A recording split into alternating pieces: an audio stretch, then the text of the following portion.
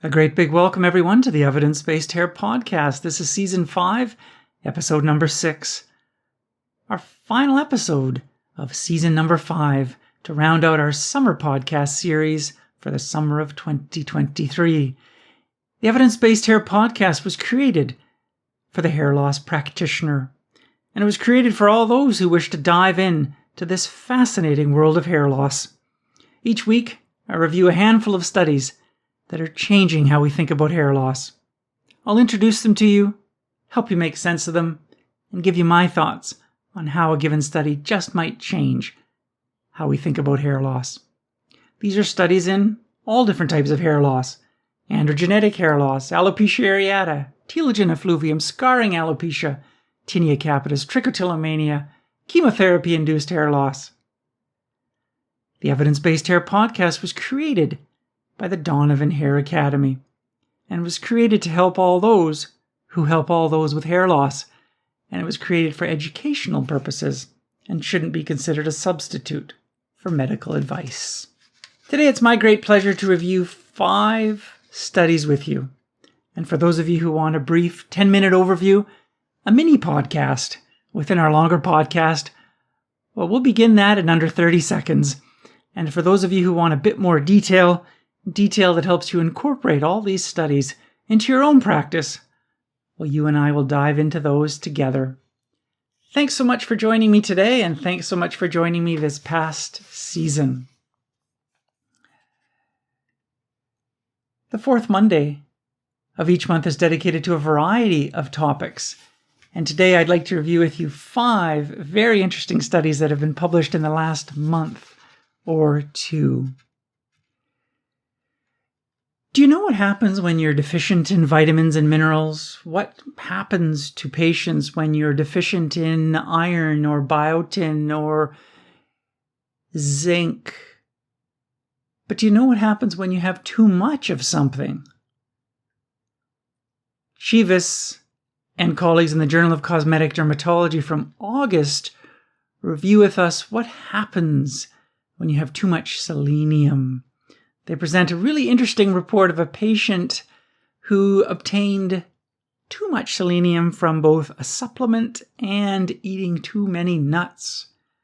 She lost about 50% of her hair. She had changes in her nails, including hyperkeratosis, onycholysis, and when she stopped her supplement and stopped eating so many nuts, her hair and nails improved. A really nice study. I like this a lot, and we'll dive into the literature on selenium toxicity and talk about some other very interesting reports. Selenium toxicity leads to changes in the hair and nails as well as other changes. We only need 55 micrograms of selenium a day, and a well-balanced diet provides that, and we don't need more. I look forward to reviewing that with you. Then we'll move on to a study of desmoplastic melanoma. Do you have in your mind a list of conditions that mimic patchy alopecia areata when a patient presents with a single patch of hair loss? What do you think about when that patch doesn't grow back with topical steroids or steroid injections that you expect it to grow back with if you're treating alopecia areata? Well, you probably have on your list tinea capitis, trichotillomania, scarring alopecia. But do you have on your list cancer? Do you have on your list both primary cancer that works its way into the hair follicle and destroys it? That's what we call primary alopecia neoplastica. Or do you have on your list metastatic cancer from organs like breast cancer, lung cancer, kidney cancer, that metastasizes to the skin and obliterates the hair follicle? We call that secondary alopecia neoplastica. Well, a really nice study by LaMonica and colleagues in JAAD Case Reports in August presents a case of desmoplastic malignant melanoma in a patient who had a history of pilar cysts and had these surgically removed, and so had a reason to have scars on the scalp. and presents with a patch of hair loss which didn't seem to improve with topical steroids that the family physician prescribed. The patient was referred to dermatology, and a very astute dermatologist did a biopsy. And it turned out to be desmoplastic malignant melanoma. Really interesting case. I like this a lot. Desmoplastic melanoma is challenging to diagnose. It looks like a scar. We think of melanoma as a pigmented lesion with many colors of black and brown and an abnormal border and asymmetrical. But desmoplastic melanoma and many types of melanoma can be amelanonic, meaning that they're not pigmented. And desmoplastic melanoma in particular is challenging to diagnose because it looks like a scar. And in this patient, the patient had reason to have scars. The patient had a history of pilar cysts, these cysts that are so common on the scalp, and had them removed. And it was the very astute dermatologist that said, we need to do a biopsy of this. And so we'll talk about this, and we'll talk about the concept of alopecia neoplastica. Very important topic. I really liked this study. And then we'll go on to talk about eyebrow hair loss. What works better for treating eyebrow thinning? Minoxidil? Bimatoprost? Well, a study by Zaky and colleagues in Archives of Dermatologic Research, July 2023, reviews with us a randomized controlled trial comparing 2% minoxidil once a day compared to bimatoprost at 0.01% versus 0.03% bimatoprost. The winner? All three are pretty much the same. Patients tended to like bimatoprost 0.03% slightly more, but in terms of its ability to grow eyebrows or improve eyebrow thickness, the authors found similar results in all three of these groups. And so we'll talk about this. Eyebrow thinning is a very important part of a hair loss clinic and issues that I deal with every day, not only eyebrow thinning over time, but eyebrow thinning in the context of alopecia areata, eyebrow thinning in the context of scarring alopecia. And so really important to have tools for addressing eyebrow thinning. And here in age-related eyebrow thinning, we have some nice data which supports prior literature suggesting that minoxidil and bimatoprost are somewhat similar. If I tell you that a patient in the next room that you're about to go into has 2 rows of eyelashes and swelling in the legs, is there a condition that you think of? Well, at the end of the podcast, I hope that you'll come to see that this could be lymphedema distichiasis syndrome. This is a genetic condition due to mutations in FOXC2. It's an autosomal dominant condition with variable penetrance.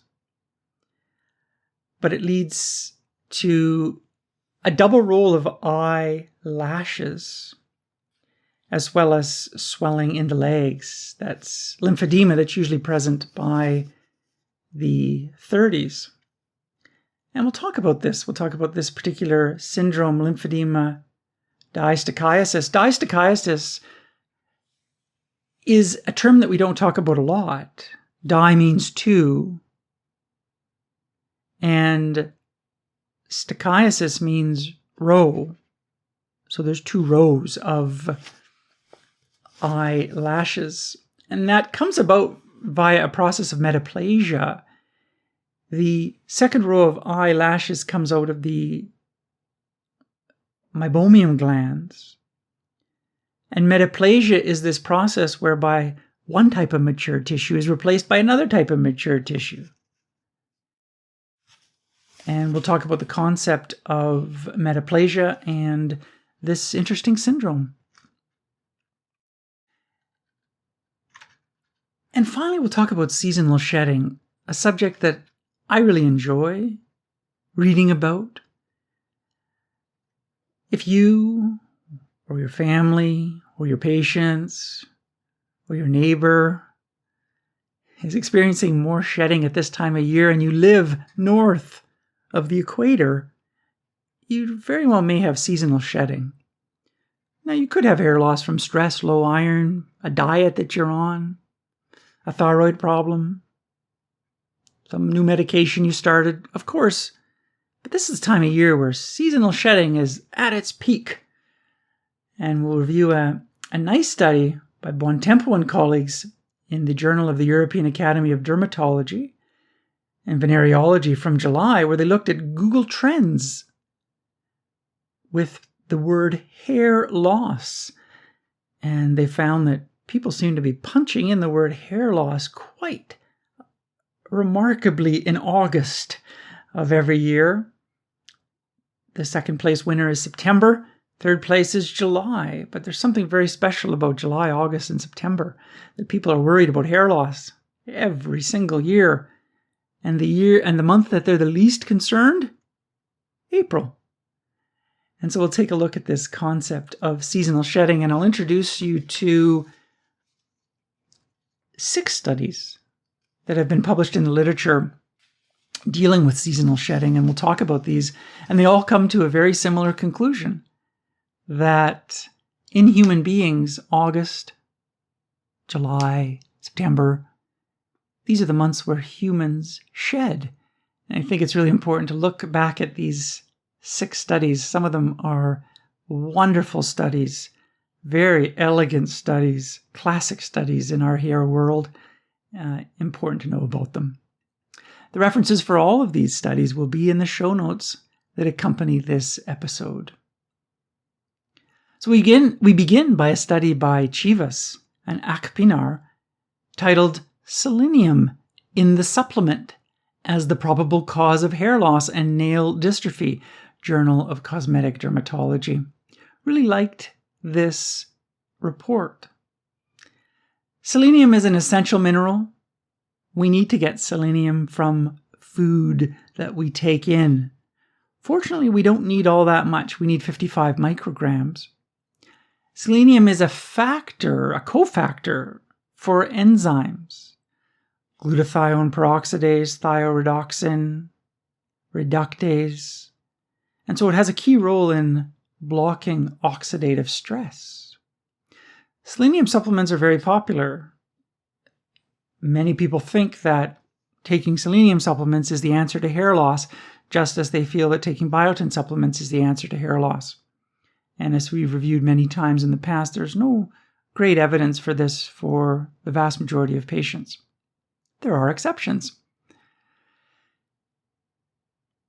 The recommended daily allowance of selenium is 55 micrograms. But selenium has a narrow therapeutic window, meaning that if you take just a little bit more, you can actually enter a range where selenium becomes toxic. And it's often said that we should avoid going over 400 micrograms of selenium to avoid toxicity. It's easy to get 400 micrograms, which we'll see in just a minute.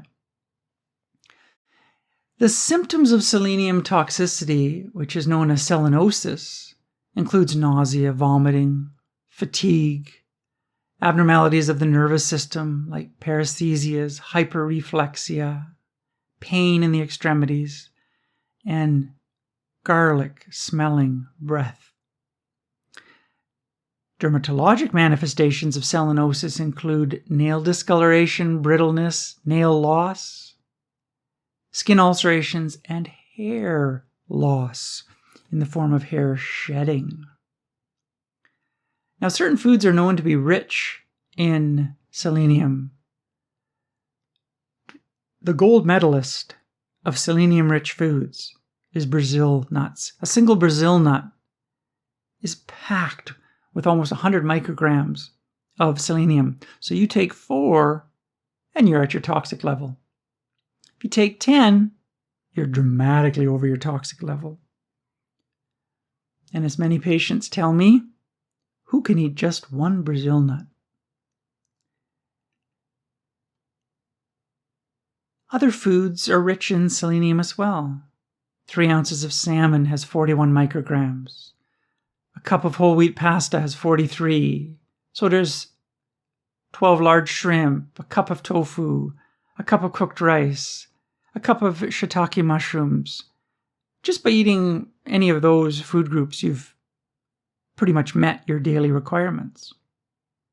Skim milk, walnuts, chicken has selenium as well, but there's many food groups with selenium. But in general, it's thought that the amount of selenium that a person can get in his or her diet is sufficient, and it means that we don't need to take selenium supplements, provided a person's eating vegetables, some nuts, grains, meats, just a diverse diet. You'll be fine. A very interesting study from 2010 is worth looking at. A study by McFakhar and colleagues, titled Acute Selenium Toxicity Associated with a Dietary Supplement.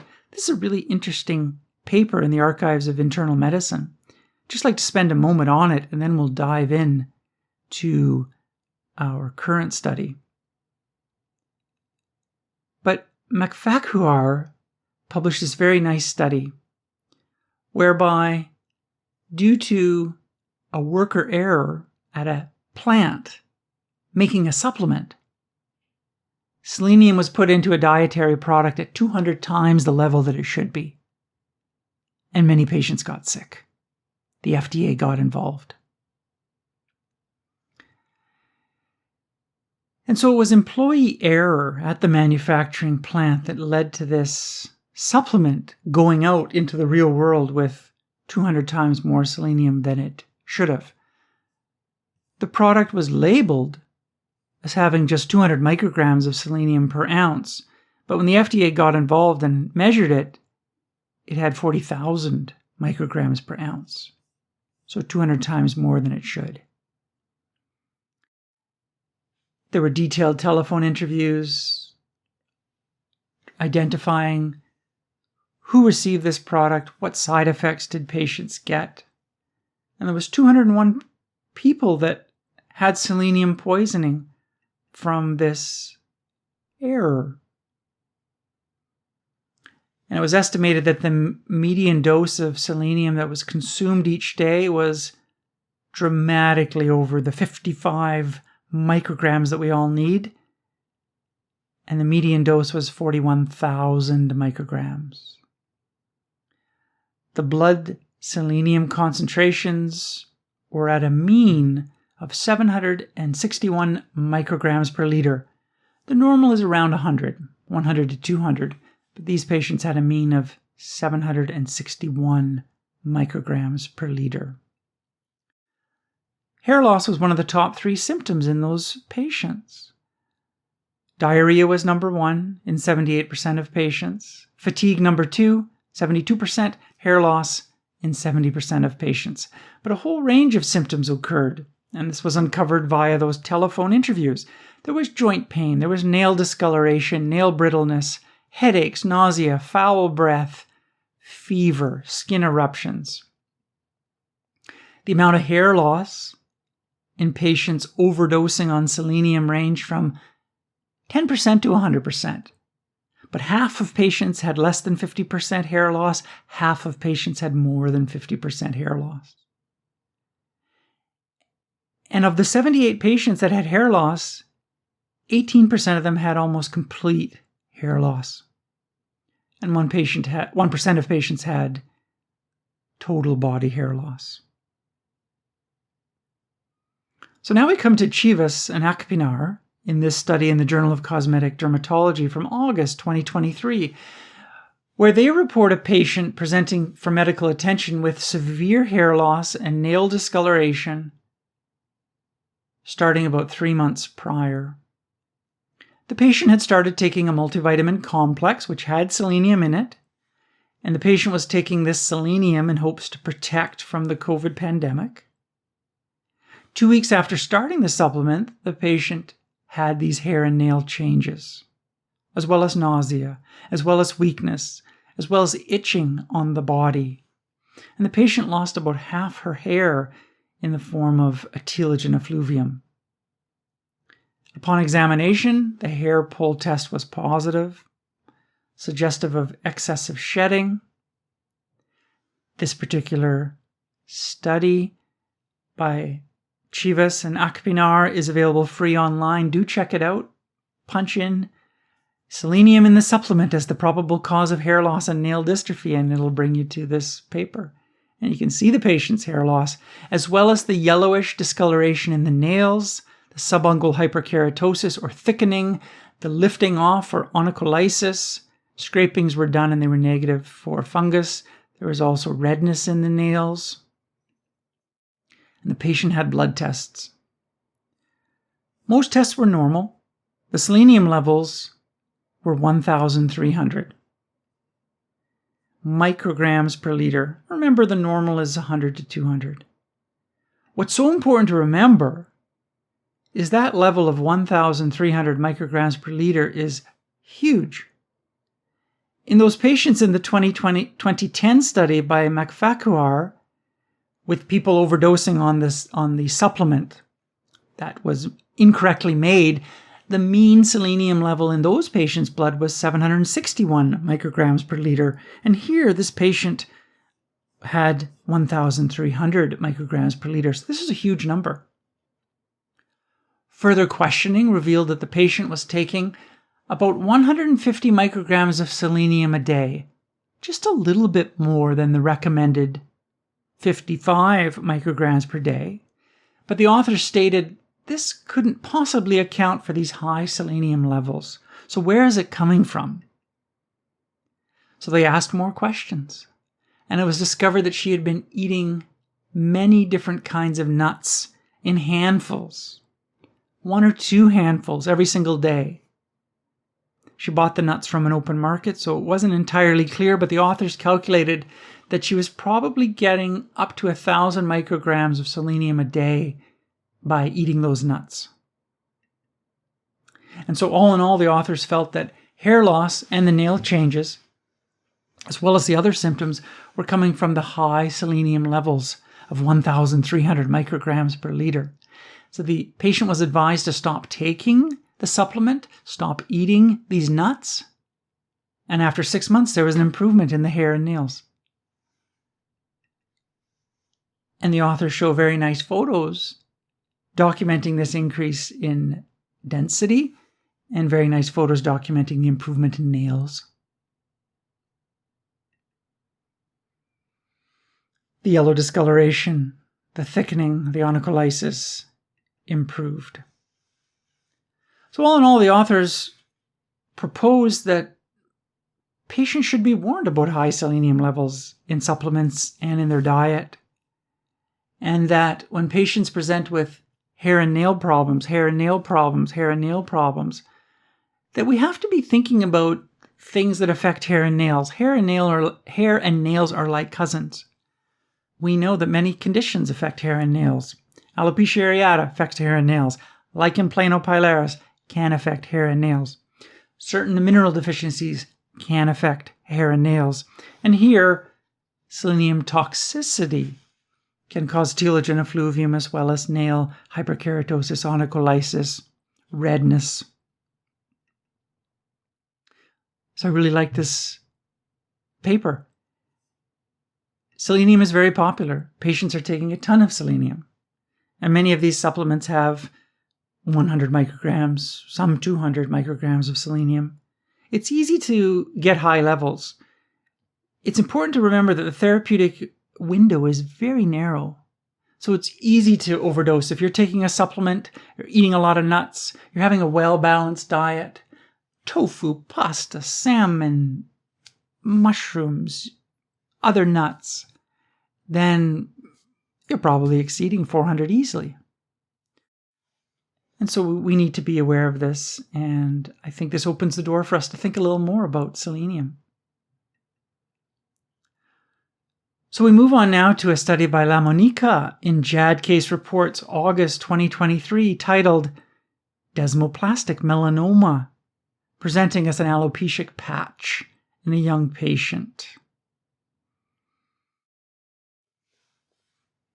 It's a study that highlights the fact that desmoplastic melanoma can be mistaken for alopecia areata. The reason I like this study is it really highlights some astute thinking by the dermatologist that led to a biopsy, that led to this melanoma being detected relatively early compared to when it could have been detected. So desmoplastic melanoma is a rare spindle cell variant of melanoma. It counts for about 1 to 4% of all skin melanomas, slightly more common in males than females, and the mean age of onset is around 66. And the authors remind us that early diagnosis is often challenging with these types of melanomas because they're amelanonic, so they're not heavily pigmented. They often appear poorly demarcated, sometimes appearing as a scar. So the authors present a 43-year-old male with a history of pilar cysts who now presents with a 3 centimeter by 2 centimeter patch of alopecia in the right frontal scalp. And the hair loss was in an area which previously had pilar cysts and had surgical excision of those pilar cysts. Another study which is free online, JAAD Case Reports, free online, do check it out. Desmoplastic melanoma presenting as an alopecic patch in a young patient. And when you see the picture of the patient, you'll come to realize that it looks kind of like alopecia areata. When you see a patch that's a little more bumpy, when you see a patch that doesn't really have exclamation mark hairs or broken hairs, which not all alopecia areata has, but if you see a patch that isn't really responding to steroid injections or topical steroids, you have to have in your mind some alarm bells that say, I just wonder, could this be tinea capitis that I'm missing? Could this be trichotillomania? Could this be scarring alopecia like pseudopelade, like lichen planopilaris? Could this be cancer? So the hair loss had been present for several months. Primary care provider had prescribed a topical steroid, rightly so. Didn't grow back. Patient was referred to a dermatologist, and the dermatologist biopsied this. And it was confirmed to be a desmoplastic melanoma with the melanoma cells infiltrating and obliterating the hair follicle, leading to hair loss. And the patient was referred for wide local excision. A full-thickness donor graft came from the right supraclavicular region, and a sentinel lymph node biopsy was done, and they were negative. An evaluation of the specimen revealed a final tumor depth of 8 millimeters with a final staging of 2B. So it's a really interesting case. It's incredible to think that this diagnosis came about so readily. What's so challenging with many of these cases, these mimickers, is they're notorious for delays in diagnosis. Alopecia areata is relatively common. 2% of the world will have alopecia areata at some point. And unless you're thinking constantly, is there any possibility it could be this? Is there any possibility it could be that? You'll miss it. And this particular study has such important lessons. And that is if a patch of presumed alopecia areata doesn't grow back, or it's bumpy, or it's red, or it's not responding to treatment, we have to have in the back of our mind that this just might not be alopecia areata. Not every patch of alopecia areata will grow back, even if it is alopecia areata. Maybe 60-70% of patches respond to steroids topically. 90% or so respond to steroid injections. But if it's bumpy, if it's irregularly shaped, if it feels like a scar, if it's lacking exclamation mark hairs, if it's lacking yellow dots by trichoscopy or broken hairs, if it's intensely red rather than pink, we have to think this just might be something else. What's so interesting about this case is that the patient had pilar cysts. And so the patient had reason to have scarring in the scalp. If you've ever seen a scalp with patients with pilar cysts that have had many excised, you see all these scarred areas all across the scalp. And it can be really challenging. There's many patients that come in to see me where I'm asked to rule out lichen planopilaris. And the patient has 5, 6 pilar cysts in their life removed, and so they've got 5 or 6 scarred patches.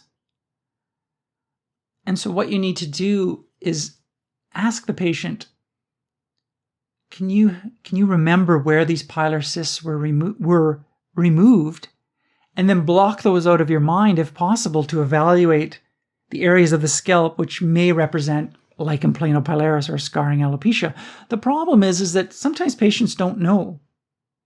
If you've had one pilar cyst, you'll know, yes, it was right there on the right side. I know because it was so tender for 4 days or 10 days. But if you've had 8 pilar cysts, you kind of lose track of where these are. And this patient had many pilar cysts, had reason to have scarring. And the astute dermatologist picked up an amelanotic melanoma. So it was a really interesting case. Alopecia neoplastica is a phenomenon where neoplastic cells, either benign or malignant, damage hair follicles. And they damage hair follicles leading to patchy hair loss. These neoplastic cells infiltrate around the hair follicle and obliterate the hair follicle, and the hair falls out. And it leads to a patch. And that can look like alopecia areata. It can look like scarring alopecia. So in primary alopecia neoplastica,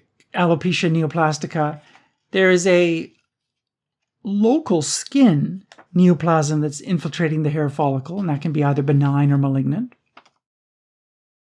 In secondary alopecia neoplastica, there's a metastasis from a visceral neoplasm. And these metastases include things like breast cancer, lung cancer, kidney cancer, GI tract-related cancer. The primary alopecia neoplastica includes things in the skin that are moving into the hair follicle, angiosarcomas, hemangioendotheliomas, Pagets, amelanotic melanoma, desmoplastic melanoma. They're on that list, as well as a variety of benign conditions, syringomas, trichoepitheliomas, nevocellular nevus neuromas, nerve sheath myxomas. But amelanotic melanoma and desmoplastic melanoma are on that list of primary alopecia neoplastica.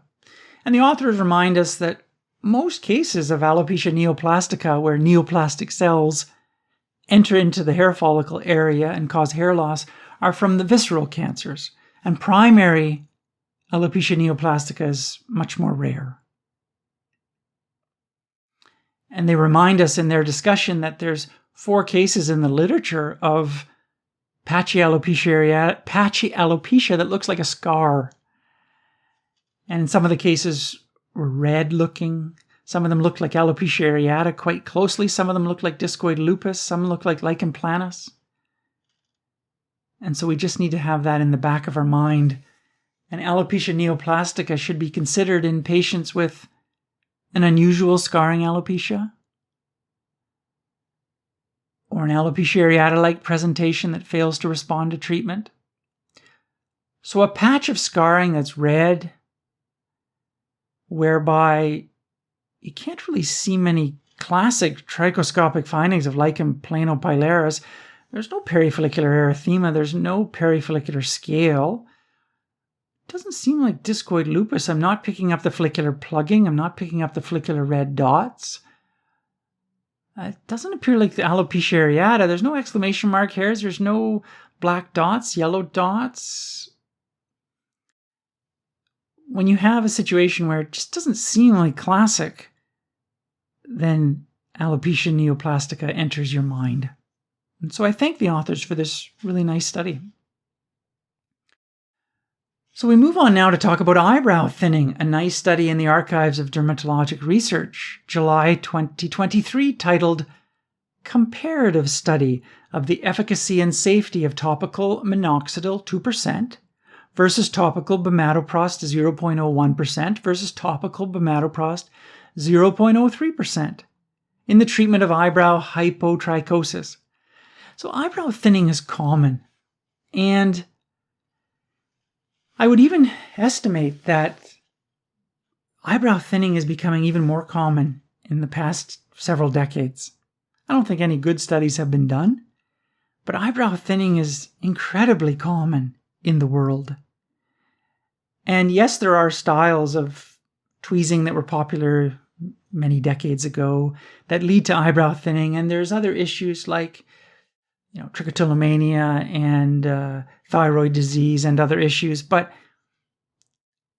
there's really an epidemic of eyebrow thinning in the world. I think it's incredibly common, and treatments have begun to be studied, and we'll talk about some of these. We have minoxidil, we have bimatoprost, we have all these serums, including lash serums, that can work for the eyebrow. Castor oil probably does something for the eyebrow. But what we need, of course, is comparative studies so we can generate evidence and we can help patients understand the safety, the affordability, and the effectiveness of the treatments they use. So there's been considerable interest in trying to understand what treatments work best. And minoxidil and bimatoprost and latanoprost have received quite a bit of attention.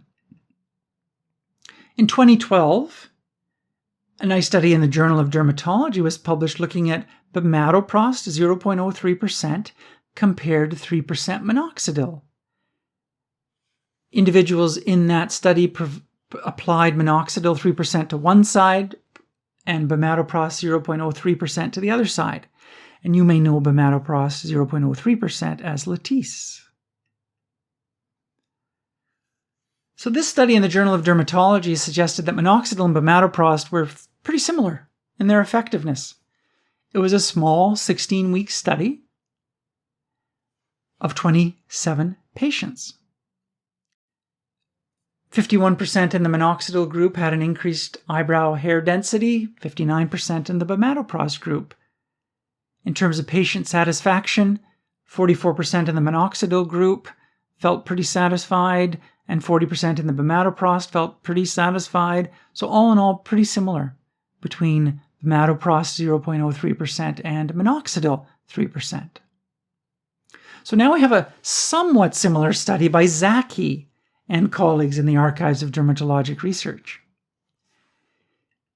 The authors here set out to compare the benefits of minoxidil versus bimatoprost, and here they compared minoxidil 2% gel compared to 0.03% bimatoprost gel compared to 0.01% bimatoprost gel applied once daily for 16 weeks. And so there were 20 patients in each group applying these once per day. Standard photographs were taken.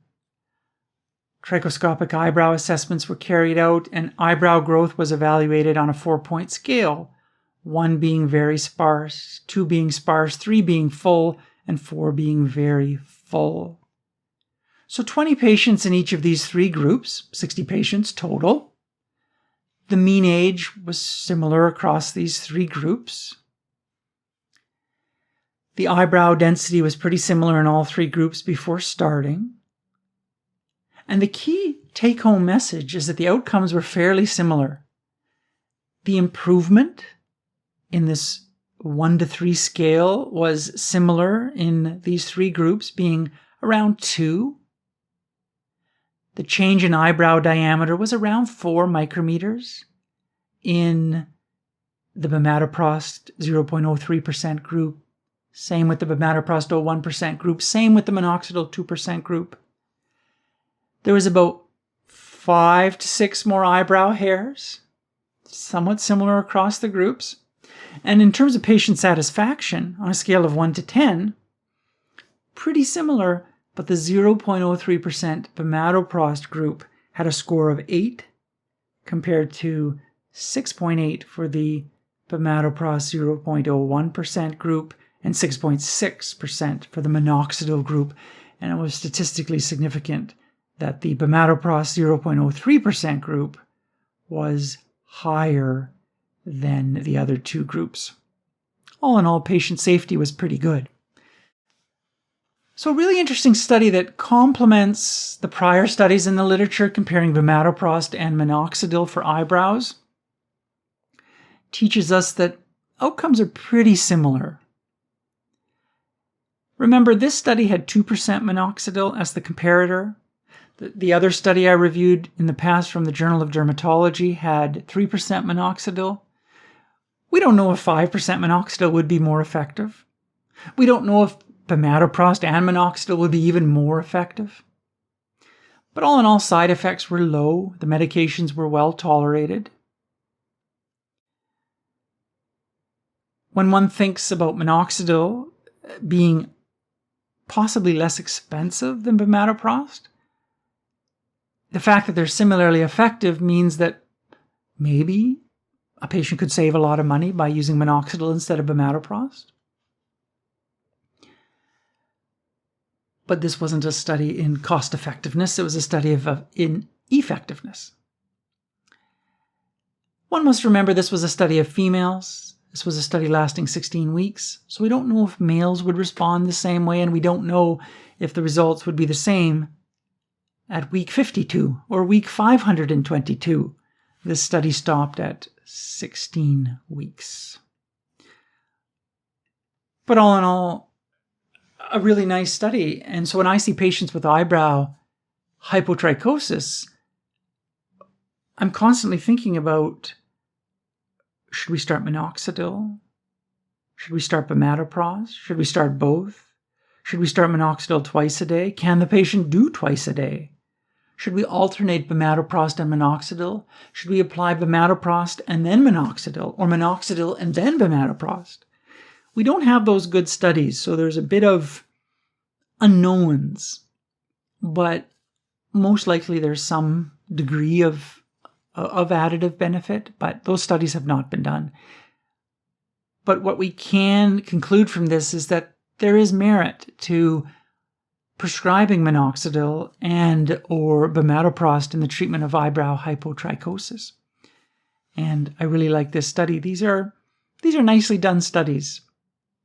Randomized controlled trials, 20 in each group, good evaluation in terms of the number of eyebrows, trichoscopic changes, patient satisfaction.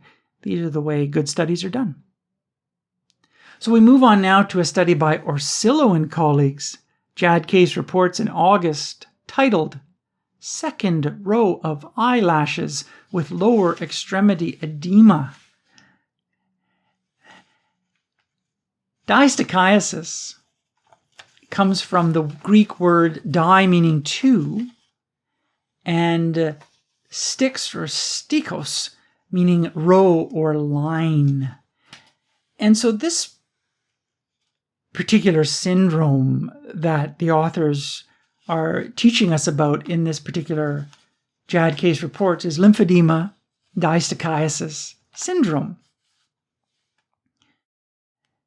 Distichiasis is this abnormality of the eyelashes whereby the second row of eyelashes emerges from the meibomian glands. And it occurs due to metaplasia, the metaplastic transition of sebaceous glands into pilosebaceous units. And metaplasia is this process whereby one type of mature tissue is replaced by another type of mature tissue. And we see many parts of the body, including the GI tract, whereby, for example, chronic irritation and inflammation leads to metaplasia. So metaplasia is a phenomenon that is well known to pathologists and well known in pathophysiology. And so this lymphedema distichiasis syndrome is a syndrome where patients present with 2 rows of eyelashes and lymphedema.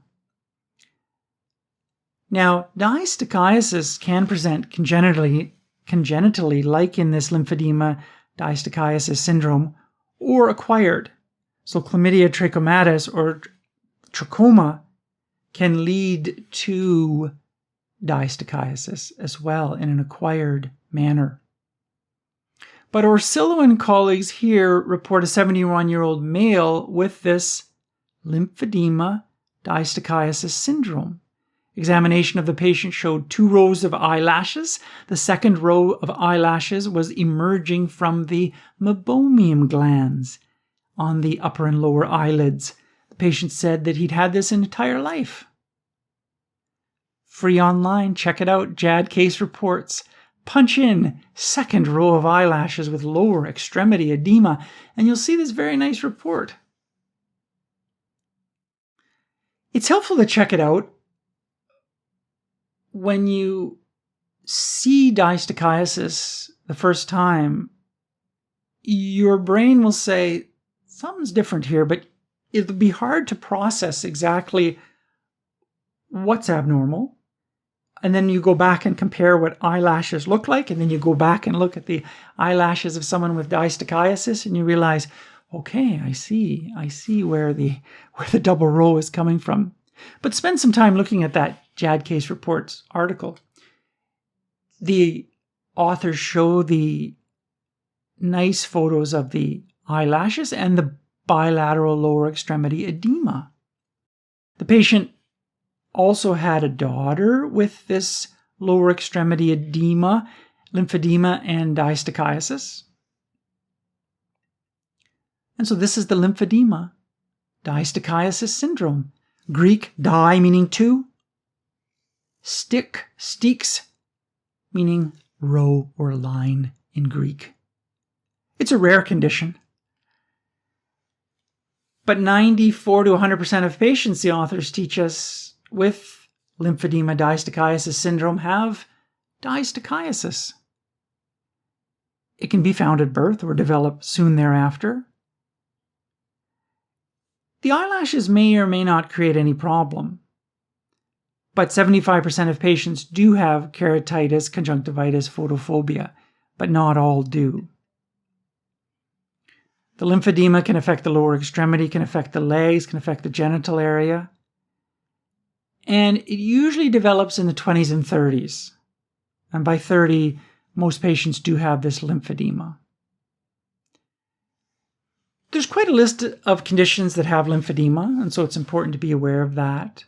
There's a differential to that. But certainly lymphedema distichiasis syndrome is in there. There's many reports in the literature of lymphedema distichiasis syndrome, and it's not clear what abnormalities go along with it. There's been reports of congenital heart disease, atrial septal defect, ptosis, varicose veins, cleft palate, spinal epidural cysts, renal anomalies, double uterus, recurrent abortions. And of course, there's not enough studies to know, is this coincidence or is this part of lymphedema distichiasis syndrome? The diagnosis can be made by confirmation of FOXC2 mutations. The condition is inherited in an autosomal dominant manner, but it has variable penetrance, meaning that it's possible that a person has lymphedema distichiasis and tells you that my parent does not have this. The parent may have it, but it may not present in the exact same manner as the child because of the variable penetrance. But perhaps the patient has, an abnormality of the eyelashes that wasn't detected without the same amount of lymphedema. So the phenotype is somewhat different. So we go on now to a study in the Journal of the European Academy of Dermatology and Venereology in July titled Seasonal Trends in Hair Loss, a big data analysis of Google search patterns and their association with seasonal factors. I really like this study. I am fascinated by seasonal shedding. It's a subject that I feel is real and is part of my practice. And by being aware of seasonal shedding, you'll come to practice differently. Your patients who are doing so well in March, April, May, and June, and you're just, everything's going great. And then they phone you in August and September, and they're just shedding. Something's not working. I need to see you. If you don't have seasonal shedding in the back of your mind as at least a possibility, it'll be confusing. And you'll be changing medications because you'll feel like, okay, yeah, you're right. The treatment's not working. Let me check your iron. Let me check your thyroid. It's not working. Let's start something else. Let's start oral minoxidil. Let's start PRP. Let's start something. But when you realize it's seasonal shedding, for example, your advice to the patient is, let's not do anything different. The shedding stops. The patient is happy again in November, December, January, February. So seasonal shedding is really important to know about. And so the authors of this study evaluated Google Trends in how humans punch in the word hair loss in the United States over the period 2004 to 2020. And there were significant differences in interest in the word hair loss across various months. The highest interest was August, followed by September and July. The lowest searches for hair loss occurred in April, followed by February and December. So it's an interesting study. It, of course, doesn't prove these are the months with seasonal shedding, but it proves that interest in hair loss is intense in August, that human beings in the United States want to know something about hair loss in August. And that's not August during the COVID pandemic. That's August dating back to 2004. So there were 6 other studies in the literature that are important to be aware of. And they show similar data, and that is that there's this peak of shedding in August, September, July, October, somewhere in the late summer, early fall. And the studies are pretty consistent. And there may be a minor peak in human beings in kind of March or April. So is there really a fall shed? Well, it seems that humans really do shed more in the late summer and early fall. We don't know why exactly, although there's some pretty good theories. It's thought that perhaps changes in sunlight and changes in temperature lead to changes in the hypothalamus of humans that in turn impact shedding. We're not surprised because animals have molting patterns. And we know that molting is controlled by endogenous and exogenous factors. Temperature and sunlight have a major impact on molting in animals.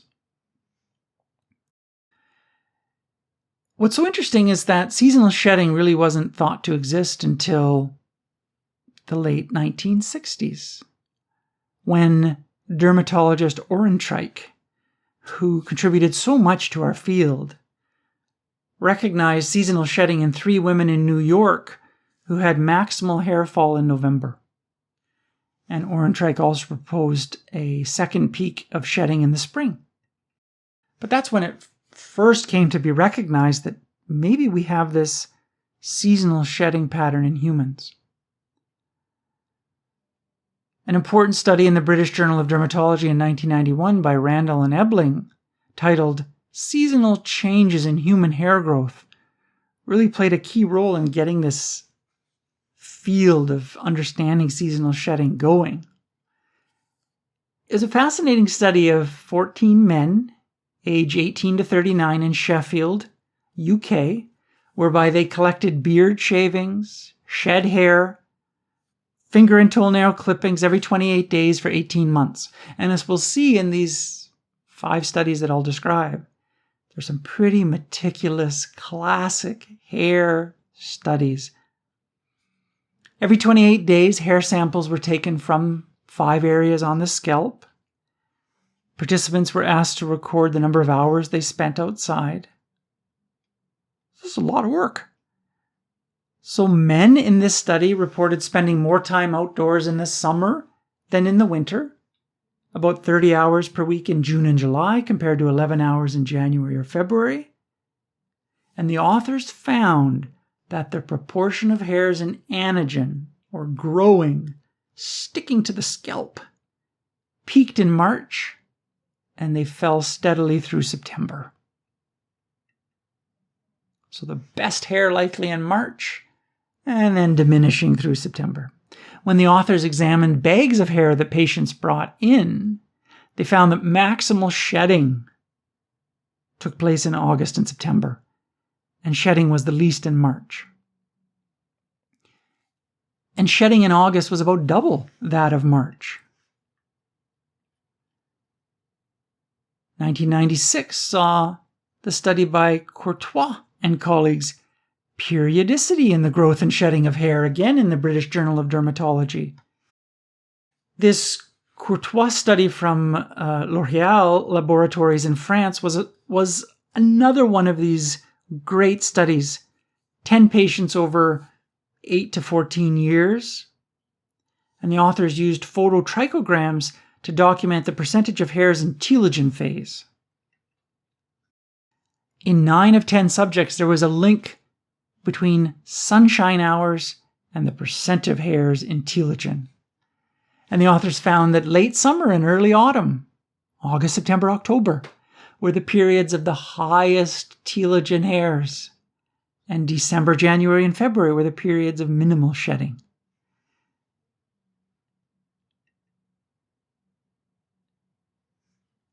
Piérard-Franchimont and Piérard had a very nice study in the International Journal of Cosmetic Science, 1999.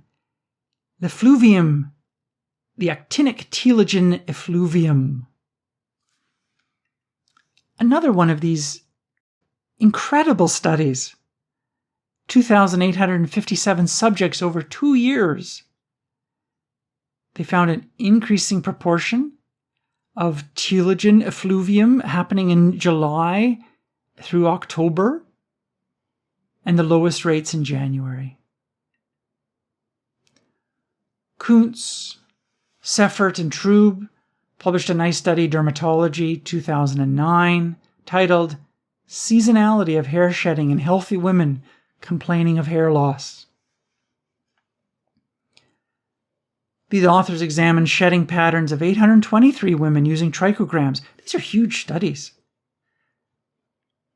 The authors found that telogen rates were lowest in the beginning of February, and they were highest in July.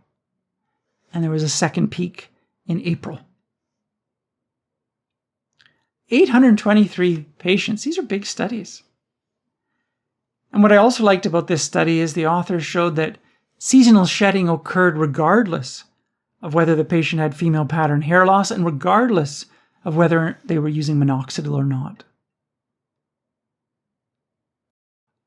Liu and colleagues published a study in the International Journal of Cosmetic Science, 2014, titled Changes in Chinese Hair Growth Along a Full Year. They studied 41 male and female volunteers from China and again used phototrichograms to look at the percentage of telogen hairs. And they showed that the highest percentage of telogen hairs was in September, lowest in January.